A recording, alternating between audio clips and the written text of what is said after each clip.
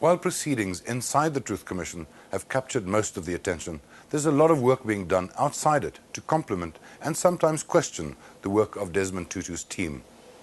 Khulumani is one such organization which has mobilized hundreds of victims in smaller groups in Gauteng. Khulumani, meaning Let Us Speak Out, is an organization run entirely by and for the victims and families of victims of human rights violations. Maggie Friedman's partner, David Webster, was shot dead in front of their Troyville house in 1989. I became involved in the setting up of Khulumani at the beginning of 1995, a long time before the Truth Commission actually came into being, when people were starting to talk as if they had the voice of victims, but in fact no victims themselves had been consulted. And some of us who knew each other through sort of networks decided that it was time that real victims' voices were input into this process. In 1985, Allegria Nyoko's younger brother Cephas was gunned down in his bedroom at the back of their house. Certain families experienced exactly what we experienced. Others experienced different things, but all of them, we are sharing the same grief. And as the old say, if you are alone, you cannot win the battle. So if you are united, your voice can be heard. Also on the steering committee is Sylvia Dhlomo, who lost her son Sicelo. Sylvia works in the Khulumani office taking statements, setting up counselling and arranging weekly and monthly meetings for victims and their families. We feel pity for our own people who have suffered.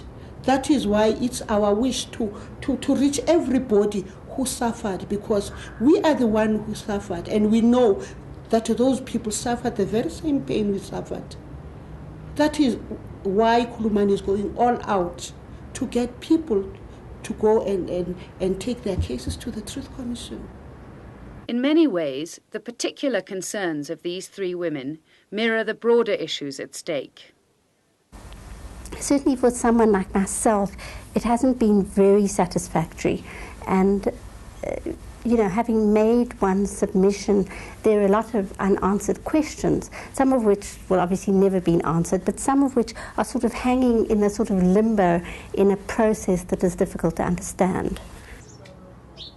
What is distressing me now, and together with the family, is that we don't know the truth.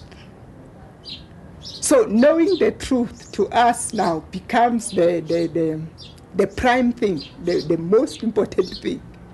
But as I indicate that, I know that the whole thing, the whole issue here, it's a process. So maybe immediately we know the truth, and the people that were perpetrators to this incident are really truthful about whatever they will be telling us. Then it's then that I can be in the process of learning how to forgive. I don't think it will be as easy as that, yeah, at least I'm happy you told me the truth.